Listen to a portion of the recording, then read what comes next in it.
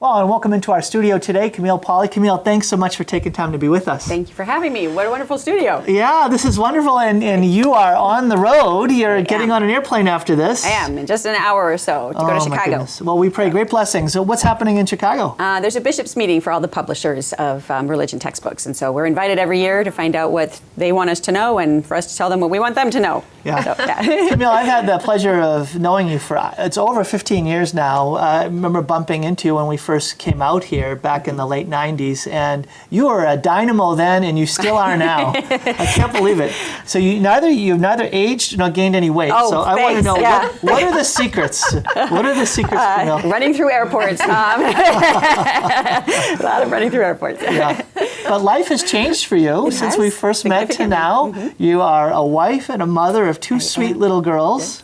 And I love them very much. I am very blessed. Yeah. I thought I was going to be single my whole life. I was single until I was 38. I got married late in life, and had investigated a little bit about the religious vocation, and stayed with a couple nuns at one point. Didn't really like the obedience thing, so and then when I got married, of course, I found out how obedience kind of works into any vocation. Amen, sister. Amen. Yeah. But honey, did you hear that? I never was discerning to be a nun. So so you never had to worry about the obedience I thing? never got that lecture. Obedience is a gift. I'm sure Tom would like us to go out afterwards and have a conversation or two. Yeah. Well, you mentioned, okay, so this dawning of the call to be married at 38, that is a bit later than, like, I got married when I was about 30, and that was a little bit later than I thought, but I was very focused on sort of pouring myself out, trying to be of service to the church, and I know that was you. I mean, you've been involved with Healing the Culture way back in 2003 when you began that. You started being with an organization to train people to provide compassionate care to those with terminal illnesses. Human Life for 10 years before that. Worked with Human Life. I mean, so you're a woman really with the sense of a burning passion for life. I had a definite call for the pro-life movement, even as young as in high school years when I went and visited my first abortion clinic on the outside of the clinic, and we were praying with some evangelical Protestants. And we started praying the rosary, and they were singing hymns, and it really struck me, this unity of Christianity and the disunity that was going on inside. Even as a 16, 17-year-old, I got that, and I was really struck by the horror of what was happening inside, that it wasn't just about killing the baby, but there was all this brokenness that was happening inside those clinics. And that's when I first had the call that I want to do something about this. I want to be involved in pro-life ministry. And the rest of my life, from there on out, I was starting pro-life groups at college campuses and on my high school campus, and then went to work right away for the Right to Life organization, and then started my own organization with Father Spitzer.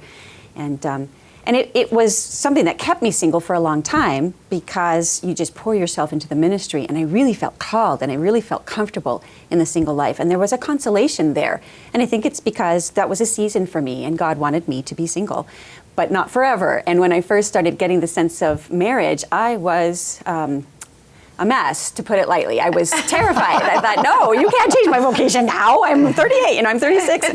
But I had met this great guy, and he was really wonderful, and he was changing me, and I was growing in ways that I liked a lot. I was becoming more patient and more understanding about other people's needs and opening up my horizons. And I'd always seen marriage as this little box. I never would have told anyone that, because of course I taught about marriage all the time. But in my heart, for me, I saw it as a little box that would constrain me and constrain my mission. And suddenly, when I met the man God intended for me, who really had the same heart that I did, I realized marriage is not a little box. My world is way bigger now than it was before. I was in a little box then in a lot of ways.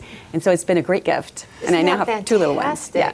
Because I love how you say that communion with him really brought you to a fuller sense of mission. And I always feel like our children with doing Curran Crew has really broken open that sense of what our call is as a family. Yes. It never would have been there had we not had, these children in our lives. That's and right. It's just like, wow, even though it's a lot of work and it is being vulnerable, it's like God is teaching us so much through those relationships. But that's why it's really important when we speak to young people, teenagers especially, that you find the right person. Because you could be put in a box if you find the wrong person. So it's really important. We always say it's better to be happily unmarried than unhappily married. And so look for the right person who has the same faith as you, who's equally yoked, who inspires you, who can understand the gifts God gave you and want to help that to grow, whatever your gifts might be. And I found that man. And so we have a real mutual, wonderful partnership. And now we have two little girls, and Wow. They're amazing. Oh, no, I'm on a blog, and she asks her readers to all chime in as to what they would have told themselves before they had children to the person they are now. So I am laughing as I was reading this because I used to be a teacher, and I used to happily give advice to parents on how they should help their kids with their homework, help their kids be organized. And I think back to all those words that they must have just thought I was completely clueless as to what it entailed. And so now I think, I wish I could tell myself just how much time I will not have, because I could just, freely spend my time shopping and going out to eat and reading books. Yep. And it's like, I have that. no time left for anything except mothering these kids, which is great. I mean, it's a wonderful gift, but I just did not realize. To have known and be prepared for it would have been a good thing. I kind of knew that because I was old enough when I got married that I'd seen other families and, I'd matured in it, and that's why I wasn't getting married. But what I wish I had known before I got married and had children was I wish I had investigated homeschooling more, because I was really against it. Not for other people. I was fine for other people. But for me, when I first got married and, we knew children were a real possibility if God blessed us with that. I was older, so we knew I might not have children. I ended up having 6. 2 of them, I have 4 miscarriages. So we have 4 saints in heaven. But for other people, homeschooling was fine. For me, I was like, how am I going to do that? I can't run this mission and homeschool. And I don't like being a teacher anyway, especially not math and science. And I wish I had investigated it more, because we are homeschooling now. And I love it. And it's great. And it works really well in our family because my husband and I both work from home. And I feel like I've got a real late start. So I'm trying to catch up, find out what other homeschooling moms know. She's 6? She's 5. 5, okay. 5 going on 16. Okay. So I do have time. But I love how you set high goals. I'm just trying to, by the time she's 12 into college. And I am trying to keep her slow. But the whole idea of, what curriculum do you use? And, how do you pace her? And when should she start? And, how should you, but it's working. We're getting there, baby steps, and we're stumbling into things. And it's not as scary or as hard as I thought it was going to be. Good. Yeah. Well, I love that, Camille. You're talking about scope and sequence and developing curricula. This has been part and parcel of your own career as well. Healing the Culture in particular, based on the life principles of Father Spitzer and the work you've done with him, then turning that into a series, Principles and Choices, and the variety of ways that that's shown up and has really made quite an impact in the lives of young people. I know that a number of our listeners are familiar with Healing the Culture. If not, please go to healingtheculture.com. I think that's a really wonderful website where you can learn a lot about that. But then also principlesandchoices.com will give lots of information about that curriculum. Great. So for people who are not aware, people who are joining us today on our program, tell them about Principles and Choices. How did that come about, and what's it all about? Sure. So Father Robert Spitzer, who is a Jesuit and was the founder of co-founded Healing the Culture with me, he wrote a book, Healing the Culture, back in the year 2000. And his whole point of his book was to show that the pro-life movement is doing all these wonderful ministries, but nobody was really getting at the ministry of changing people's hearts and minds about what they were living for. And his whole point is, if people are living for all the wrong things and see happiness as the wrong thing, they're going to be chasing definitions of success, quality of life, freedom, love, suffering, personhood, the definition of the person, the definition of rights that are shallow, incomplete, and beneath ourselves. And these definitions will literally destroy a whole culture, a whole civilization, if it gets rooted enough in enough hearts and minds. And that's kind of what's happened to our culture today, is that a whole lot of people believe that happiness comes from pleasure, or comes from self-esteem, or comes from power, or getting ahead of other people, or aggression, or popularity, or esteem, or control, or And so when you have people defining happiness that way, it's going to taint the way they define success. Success is not about how much I can pour myself out at the service of Christ. That's contradictory to pleasure and power. Success is how much can I get ahead of you, and how much can I take away from you, and how much can I take away from your glory and put it on myself. And so that's going to taint how we view quality of life. Quality of life is a ratio of what I have versus what I don't have. And freedom is going to be seen as freedom from rules and responsibilities and obligations. right? Such as marriage and children put on you. And rights are going to be seen as privileges that I struggle for to get for myself, and I don't really care about anybody else's rights and privileges as long as I have what I need. So it's kind of a social contract between me and the government. And a person is seen as whatever we want to define it as, right? It's a baby for you if you want it to be, but it's not for me if I don't, because it gets in the way of my pursuit of happiness. So Father Spitzer's point was you have to change people's notions of happiness, of meaning in life, of what they're living for, before you can change all these other concepts we hold in our hearts and heads about freedom and love and rights and personhood and quality of life. And if you don't change those other terms in our head and how we view them, it's going to lead to abortion. Because if a baby gets in the way of my success or my quality of life or my loving relationship, defined as somebody admiring me and, making me feel good, then I'm going to see abortion as my only alternative. Euthanasia, the same. If quality of life is being able to play tennis really well or run really fast or be independent or feel good all the time, and suddenly I have an illness that is debilitating and taking away my skills or some of my pleasures, some of my power, some of my control, I'm going to think I'm losing quality of life. And I'm going to become embarrassed and ashamed and feel alone and isolated and empty. And euthanasia is going to look like an escape. It's going to look like a hero to me instead of being what it really is, which is a complete abandonment, not only of the culture towards me, but of also me towards the culture of every good thing I could be giving in the ending of my life. All the compassion I could be sharing and the patience I could be passing on and the wisdom and the forgiveness and the love and the family bonding and the unity and the lessons that need to be learned that I have to share. All that's lost when somebody's stuck in what we call happiness level 1, happiness level 2, physical pleasure and ego gratification. So Father Spitzer's whole philosophy is to move people into a higher notion of love and freedom and meaning in life, which is other-centered, so you can retranslate all those terms so that you can teach real principles so that you can show people why, logically and in the heart, abortion and euthanasia are beneath us. Camille, that's awesome. I love it. Ideas have consequences. Yeah, ideas have consequences. And I think that that's one of the great gifts that Healing the Culture brings to the table, that so many different groups are doing worthy efforts to fight against abortion and to develop a culture of life. Yes. And all of them are needed, but you and Healing the Culture with Father Spitzer have approached this from the standpoint of a philosophy. How do people see things? How do ideas live in their minds? And then how does that actually work itself out? Because I think so many people in our culture today don't realize that they're acting out of ideas that they've been told are true, but they haven't thought through. Exactly. One little idea about your level of development is what gives you your worth as a human person, is what caused the torture, enslavement, and murder of the early Native Americans by the Spanish conquistadors, who believed that they were less than human and therefore worthless because the Native Americans did not speak to the Spaniards' standard of language and math and art, and so they judged them as less worthy when these people had just as much opportunity and ability to achieve language skills, and their religious was very well organized and defined, but it wasn't to the Spaniards' level. And so they deemed them less worthy of life. It was one little idea that did that. It was one little idea about the superiority of the Aryan race that brought about, the Nazi Holocaust. Ideas do have consequences, and the ideas that are having severe consequences in our culture are ideas that young people take for granted, and it's just ingrained in them that what makes you worthy is your power, your looks, what you have, how much you own, how much control you have over yourself, how much popularity you have.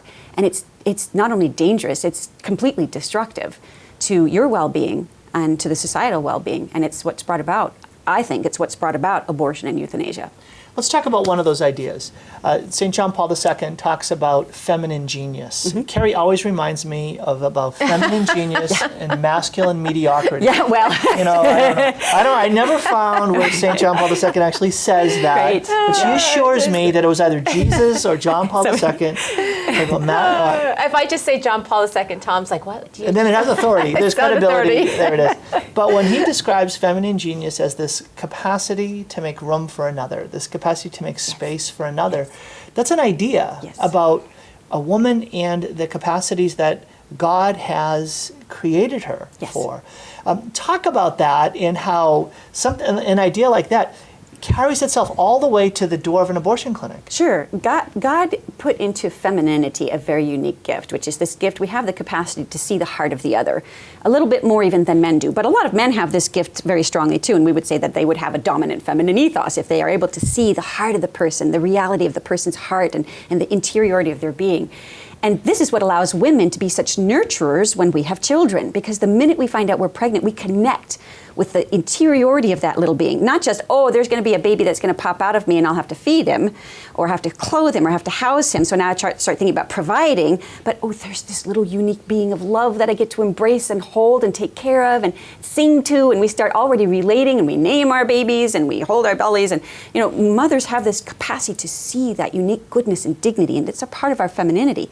But what happens is this one little idea that gets implanted in women, that what really makes you valuable is when you become more like men, right? When you can compete in the working world and when you make as much as they. I'm not saying I don't want to make as much as you do, Tom, but I hope you make a lot more than I make. Because yes, but that'd be nice. But no, I'm just kidding. But when the idea comes in our minds that these are the things that give us worth, is when how we compare to a man, right. So that I can be as strong as you are, I can be as tall as you are, I can neuter my my ability to give birth. And to bear children so that I can look just like a man and act just like a man and walk just like a man. When that idea seeps into a woman's heart that she has to be like a man to compare and to be worthy, then she starts losing that ability to see the interiority of the person, to see people with a heart, from a heart-to-heart connection. And when she loses that ability, a civilization is in real big trouble, because it's that capacity that allows us to care for one another enough that brings about great ethical principles like do no harm, and the ends don't justify the means, and value people because of their intrinsic dignity and not just because of their IQ or their football scores. It's what brings it out. Wait. Well, okay, whoa. That's important. My son has already informed me that the Seahawks are playing the Patriots for the opening game. Did you know that? Yeah. That every year they take the Super Bowl and they play those two teams the following year. I didn't know that. Sorry. Oh, wow. This has nothing to do. This is high theology. This is very This is important. graduate school level theological insight. It's a big conversation at our dinner table. What's so interesting about what you say is it's also, as you share these principles and these ideas, I feel like I struggle with a lot of those level 1, level 2 we all do. tendencies. That in my own heart, it's like I need to go to confession. Father, I've failed in level 1 loving. Right, and he's like, what does that mean? I put level 2 above level 3, Father. What? And I think that this is just a common human brokenness or sense of desire, that we desire to attain more. And so women, I think, have replaced it with success, and they equate that to being a man or, power position, like you said. And it's just so unfortunate that a real sense of beauty and purpose comes from motherhood. And I can see, Camille, how easy it would be for a woman who does not have that connectivity to that vision would abort their child, because that would definitely get in the way of all these their goals, power and control and giving over. I mean, literally, you give over your life for that child. Right. Who wants to do that if they're not? If that's not part of their heart's women, desire? I think most women today have no idea how much power they have just in their femininity. Amen. We teach 10 principles that are essential for a civilization to exist. And if you lose even one of these principles, your civilization is going to collapse. There's 3 principles of truth and reason, how to logically reason. There's 3 principles of ethics, foundational principles of ethics, and 3 principles of justice, natural rights. And without those principles, if a whole society loses sight of those, your civilization is going to collapse. And they have, historically. We can show examples, and we do in our curriculum. Those principles only come out of what we call a level 3, level 4 mentality. The sense that happiness is level 3, gift of self to the other. Happiness is level 4, surrender to God's unconditional love through Jesus Christ, who is Emmanuel, come to be with us in our midst. That's where real happiness comes from. When you live for that as meaning in life, then you connect to the meaning of the other as a dignified, intrinsically valuable person. When you do that, suddenly it becomes important to be logical, to find out what truth really is. If we don't know what truth is, how do we know what's going to better the human race, or what's going to help one another, or how to treat one another if we don't even know what we are? So truth becomes important when we connect with the reality of the dignity of the other. Ethics becomes important. I don't want to harm the other because you're so intrinsically dignified. rights become important. It's not just about what I can have for myself. It's about I have a duty towards you. You are so uniquely, amazingly, beautifully made, created for a purpose beyond myself, beyond my use, even beyond yourself, for God, that I owe that a respect and an honor, and there's a certain way I need to treat you. And so we have a whole rights theory built from that. I treat your life with greater respect than your liberty, and your liberty with greater respect than your property. But all of them are equally important for you, for your actualization. And so we have this hierarchy of rights. And it all comes out of this incredible feminine capacity to connect with the heart of the other. If women don't embrace that, we, like I said before, we lose that intrinsic dignity, the notion of that intrinsic goodness. You're going to lose all those principles that rest on that notion of the intrinsic goodness of the other, and you're going to end up with far, far worse than just abortion and euthanasia. And Camille, as you're like just pouring out these truths and these ideas, it's like I feel like I want to go back to school. I want to relearn this. I need to know this because it sets me free. Yeah, you can. And we have tools for your kids too. So Awesome. we have built a whole bunch of materials that help people to not only learn it themselves, but to teach it to others. So one of the things we have is a Life Principles Academy, which is a 4-hour event, usually hosted by a parish. You can have it at your parish. You just call us, we'll put one on. And you come and you learn all of the content of these 4 levels of happiness, and then all of these other categories I talked about, freedom and love and suffering, and then the 10 principles, and then you learn how to teach other people about these principles. Do I get a teaching degree when I'm Well, done? you don't get a teaching degree, but you do get a certificate. We give you a certificate, and the event is, I think it's like $39 to go, but you get all of that learning and then $70 worth of free materials to teach from afterwards. So it's kind of like you're getting it. We're paying you to go. So I'm laughing as you say, I wish I knew more about homeschooling. I want her to come and teach my kids. But you don't need us to, because that's the Principles and Choices program that you were talking about at the beginning. We created tools that you can use. There's variation for using it in a school setting, a 7th and 8th grade, or 9th through 12th grade in a classroom setting. Also can use a variation in the homeschool. Excellent. And then we have some other tools that are kind of modified for religious education for parishes to use. It's called Principles and Choices. And this is one at principlesandchoices.com, Yes. folks. If you're participating today, principlesandchoices.com will give you more information about that. And there's something that's really important here, and to call it out at a bigger level. Lots of folks are thinking that, gosh, our culture is just crumbling at the foundations of these fundamental ideas. Right? The culture of death has no handholds for these fundamental ideas. But for me, the great source of hope is that your curriculum is based on human nature. Yes. It's based on the fact that we are created by God in His image and likeness. We have reason. Reason is meant to have as its proper object that which is true. The heart is made for love, for that which is good. And so we can build this into young people. Young people they have the nature to receive what is authentic and real. So talk about how young people who grow up in this culture, who are not equipped to receive, from a cultural standpoint, what it is you're teaching, how their human nature awakens when they have presented what is true and good and beautiful. I like that term, awakens. Frankly, they're astounded.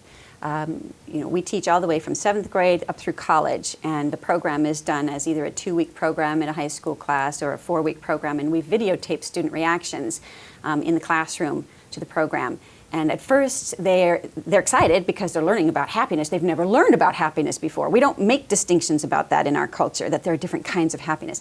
They get very excited because it makes sense. Well, they just say it's relative. Like, happiness is whatever is true for you is happiness for you. You can only lie to kids for so long, and they're going to have enough experience at some point where they're going to say, this is not true. Some things are not leading to happiness. It's making me miserable. There's got to be more than this. My happiness is cutting you in line because I want to get in first. Right? Hey, wait a minute. That's not my happiness. Right? It's so simple. It's so obvious on the one hand. My happiness is you serving me in breakfast in bed. Well, right? that is. And that's my happiness too, dear. That is my And we might call it happiness level 1, and happiness level 1 is legitimate. It has its place, right? The point is not to make it your ultimate meaning. Yeah. And these kids, not only do they start resonating, but then when you show them how out of those levels of happiness grow principles that are essential for a level 3, happiness level 3, 4 mentality or culture to thrive, to survive, then when they see those principles and they make such logical sense, now it starts clicking. And before we even get to the section on abortion, We don't even teach any of that. We just teach the happiness and then the principles, and we apply it to other issues of social justice, immigration and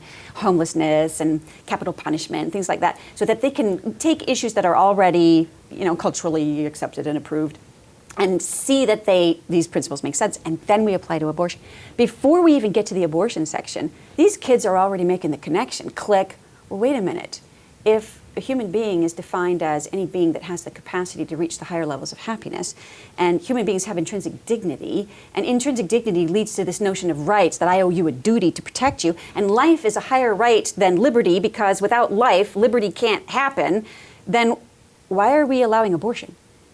They get it before we even get there. And they also get the euthanasia thing. Well, wait a minute. If real quality of life comes from me being able to give to you in an act of love and compassion and goodness, then doesn't euthanizing somebody negate that?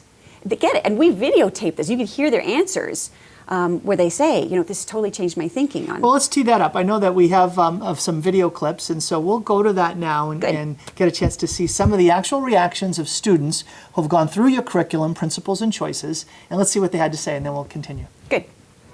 I think I'm more pro-life. Everything should be pro-life because everybody deserves to live a life. I think it was pretty persuasive. I liked it a lot. I think it's wrong to have abortion. Why should the chance to enjoy life be taken from a little baby? God made every human being equal and that everybody deserves the right to live. Definitely pro-life. I think it made a lot of sense. To say that handicapped people can't reach the same happiness we can is completely wrong.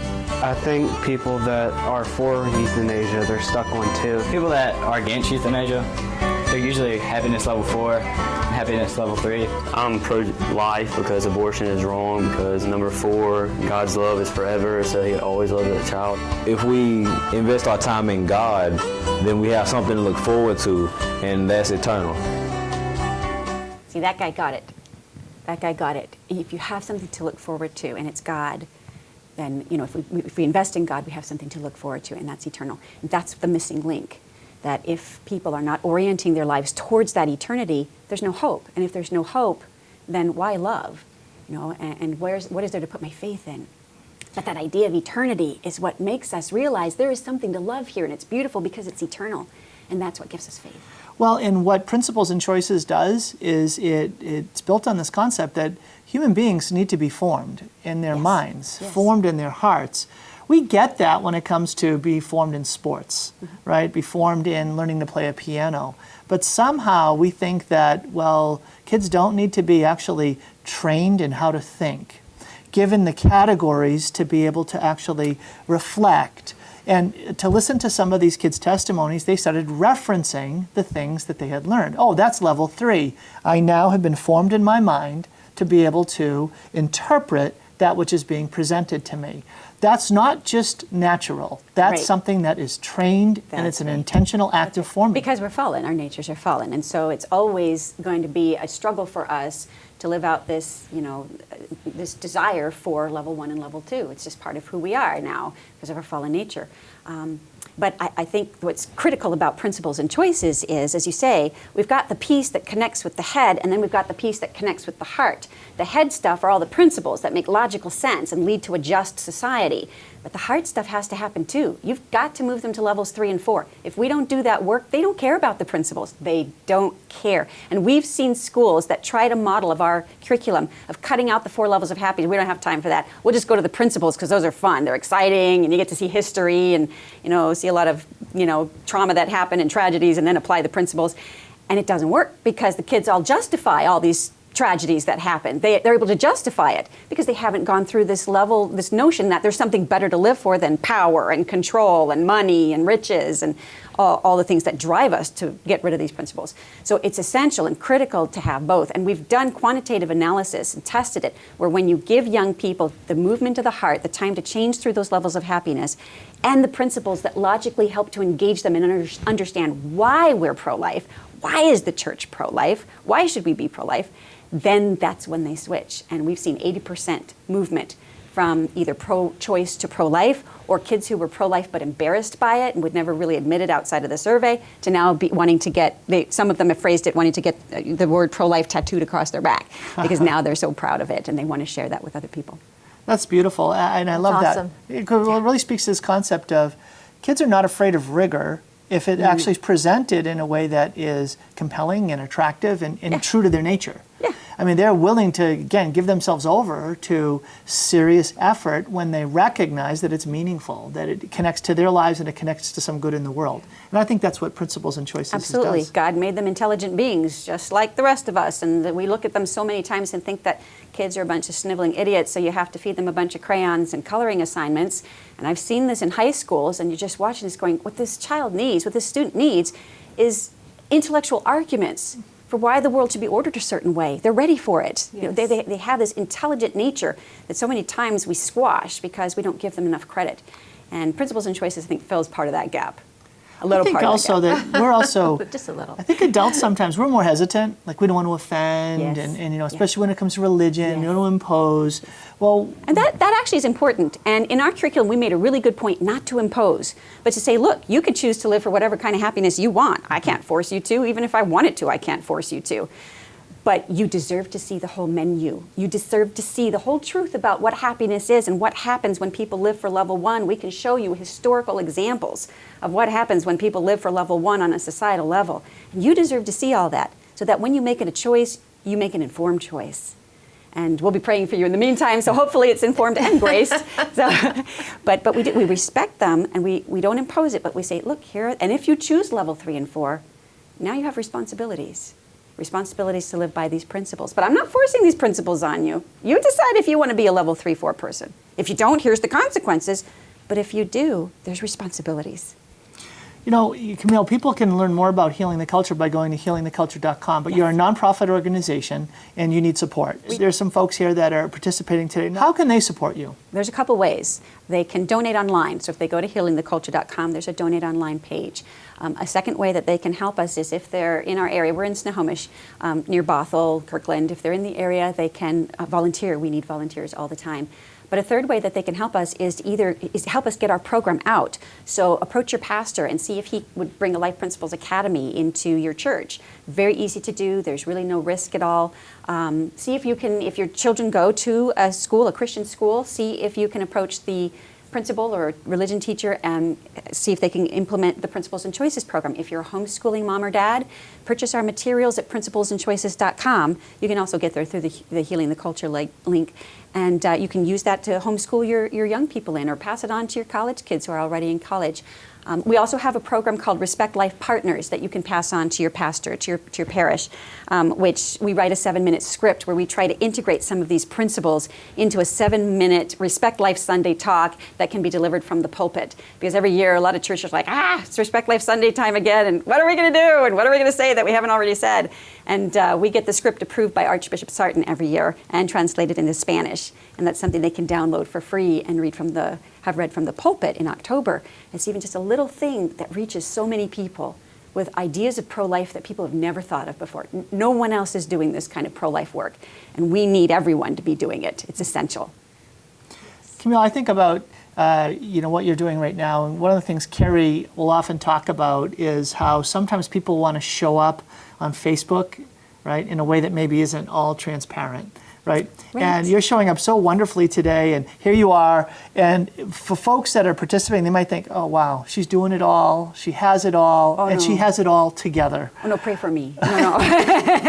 Pray for me. So day to day, living out these Principles and Choices curriculum, living out the life principles, help us understand some of the higher levels of self-giving and dealing with suffering and pouring yourself out, and what's that like for you? How does those words take flesh? Well, actually, I want to hear the level 1 and 2 the level that you struggle with, so I don't feel like I'm totally a bad human. When I got pregnant, and I was really great at nursing because I would have ice cream every night, and I was just indoors, and I never gained any weight because I was nursing so much. And isn't that great? Oh, it was wonderful. And I'm still eating the ice cream every night, and I'm not nursing anymore, so I don't know how long that. Yeah, but. Father Spitzer he's the creator of this whole curriculum, and I got to work with him for almost 20 years, helping him with his books. He would dictate, I would type them into the computer, and I'd ask a lot of questions. And I learned so much. And there are so many little tips that he taught me that went into some of his writings, and some not. But one of the tips that he had was, if you want to get to level 3 and 4, above level 1 and 2, then look for things like look for the good in the other, look for the good news in the other instead of always looking for the bad news. You're going to see the bad news. You see when somebody's boorish or irritating or stupid, but don't look for that. Try to actually consciously look for what's the good news. This person has a beautiful smile and a good heart and really wants to try hard to learn something, or look for the good news. And another one that he always says, which is a really helpful tip, is try to do the good for the other instead of looking for how you might be better than the other. Because we do that comparison thing all the time. And when you find yourself trying to be better than the other, switch that. Consciously say, wait, stop. I'm going to try to do good for this other person. And they sound kind of trite, and almost secularist, but they're not. You make these things habit, and then they become second nature. And you find yourself, after time of doing this, you see that level 3 and 4 become easier than level 1 and 2, but you have to work on it. So anyway, the curriculum that we have has all kinds of those little tips written in it on how to actually, it doesn't just say here's the 4 levels of happiness. It shows you how can I build a level 3, 4 life. I think these are great principles for family home meetings or gathering your kids together, and we're talking around the dinner table or when we gather for prayer, and then in the evening is if we had these little cards and we just would ask those simple questions. How are we seeing the gift and not the gap? You are right, money on the nose. I don't know if you could say that, but if there's money. But anyway, we actually have little cards called Life in a Flash. And it's a card set that has 10 cards, and each one teaches one of the 10 principles. Excellent. And so as a family around the dinner table, you get this little card set, and you read the principle out loud to all your kids and your husband, your wife, and you learn the principle. And then on the back of the card, the leader reads a couple of ethical dilemmas. And the family has to resolve that ethical dilemma without violating the principle that they just learned. And then there's advice on how you can resolve it in case you're not quite sure. But usually all the issues involve some area of life. A woman finds out she's pregnant with a child who's going to have a severe disability. So what do you advise her to do without violating the principle on the front of the card? And we go through all 10 of those principles. So you get to actually learn the principle and apply it and discuss it as a family and see the logic. And kids start to see mom and dad aren't just dumb, old-fashioned. They're really smart. This is intelligent stuff. It makes sense, and then they start. So you're saying if I get these cards, you will be my kids will think I'm smart. Well, I'm in. About 7 sets. And I just think building family connectivity, unity, teaching them how do you see the good in your sister, because it's so easy for us to tear down and to see the weaknesses and to see the limits. I can say that about my own Catholic church. I'm so quick to point out the limits and say, okay, well, what are the gifts and what are the strengths of this church and what are the strengths? Because so much easier to tear down than to build up. And that's just such a key foundational way of relating in the home. Yes, it is. Well, and this is brilliant. These cards, how often, we do these family meetings regularly in our home, and it's like, okay, how are we going to teach this? And I've got a big background in theology, and Carrie's a teacher, so we bring a lot to the table, and we're still organized struggling. It all for us. She's so you have set. Literally, you're setting families up for success. You've done the heavy lifting. That's a beautiful thing. Yeah, it's one little piece, but it gets you going. And then with my own family, we found that after we've gone through the Don't tell me your 5-year-old can answer these questions. Do not tell me that. She's gifted. Oh, you've got very gifted kids. We've only gone through card 1 on the 4 levels of happiness, which little kids can get the 4 levels. Start young with the 4 levels. But we find that after we've gone through the card, it opens up the door to talking even beyond what the card says, where she starts applying it to something that happened yesterday or something her little 2-year-old sister did to her, which was a very level 2 thing to do.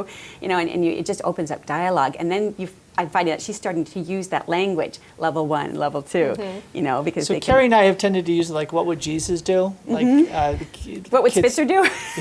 Just kidding. Well, last night we had a baby crying, and Carrie elbowed me and said, "Tom, what would Jesus do?" And I said, "Jesus would get up and take care of the child." And I said, "Honey," and she said, "Yeah." I said, "Tonight you be Jesus." And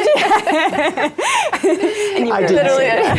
He has said that. So it's a joke in our house.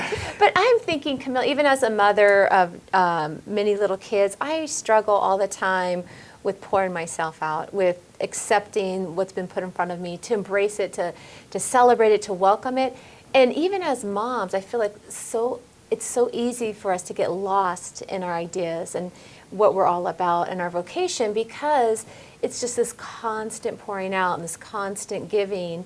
And I can see how having more truth and organized thought of how that works, connecting it to the heart through prayer and through community of faith, would just really encourage moms. I mean, this would be just a great thing for, not dads. I'm not excluding I call one you, of those but- handholds. You know, like when you're climbing, you need those little rocks that are Definitely. jutting out to Yes. help you New, fresh, hold on. creative ways to see Well, your and there's a call. difference It's just- between you pouring can't- out, like it's like, oh, let me pour out by, playing with my child, versus let me pour out because my child is resisting me and disobeying me. That happened once in our home. I It was rolling. really hard that one time. in our piece. The attitudes like, and oh, Lord. it's like, okay, you just did what? And then that kind of pouring out where it involves incredible patience and kindness and a cross. Okay, how do I bear you as a cross right now? Because that's the gift, that's the only gift you're being to me right now, is that you're being a cross. Well, yeah. So pouring out has to do with what we teach our children, and we're pouring out all of our knowledge to them, but it also has to do with pouring out my whole being for my child and how I show them.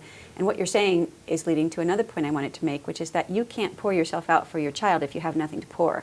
So it's not just enough that we learn these, and I had to learn this the hard way when I got married and started having children, because I was used to the teacher mode of teaching, and now I've got these kids, I'm going to teach. And Juliet already knows the 4 levels of happiness, but I can't teach them if I'm not living them. And so I have to see myself as having intrinsic dignity, made in the image and likeness of a God who wants to love me into all eternity, which means I need to take time for prayer more now than ever. And you say, how do you do that? You have less time now than you ever did before. But none of that time matters and makes any difference, all these other things I'm doing, if I don't ground it in prayer. So I have to make time for prayer, and I have to make time for the spiritual life and for meditation and contemplation, for retreats. My husband and I try to go on a retreat every year together. Excellent. Send the kids to the aunts and uncles, and we go on a retreat. So, and it's little steps. Sometimes we do it, sometimes we fail. But you've got to try, because you can't pour what you don't have. Well, and I love that you go to that highest level of happiness, to be able to receive love Yes. from our Heavenly Father. Unless we're poured into, how can we possibly pour out? We're going to be empty. I mean, often I'll have this meltdown, breakdown. Not often, every now and then. every hour or so. And I will go to Tom and say, can you help me figure out this situation? I'm really struggling, and brainstorm, because I've just kind of tried everything. And he's like, you just need to go to adoration and pray and be filled up, because there's not a lot he can say or do without me, like you said, connecting to God and connecting to that love being poured in. Yeah, let God love you. Yeah. That's not normal transformative. guidance or counsel. Well, what's the solution here? You've got to let God love you. You've got to let God pour into you. You do. Or you won't get that new way of saying. saying. And that term love is critical. It's critical. And you have to start young. Make sure people understand what you mean by love. That by love, he is totally invested in who you are, and he knows you fully, and he desires you, and he sees you as good. That's what love means. Because there's a very narrow level 1-2 definition of love that's going to get you in trouble when you start trying to teach about love. I have these nieces, and when they were very young, I went over to visit my sister, and my 4-year-old niece had this tiara on her head and a feather boa, and she was stroking it, and she put some makeup on her face, and she was saying, I'm the princess, and you're the prince, and you have to marry me.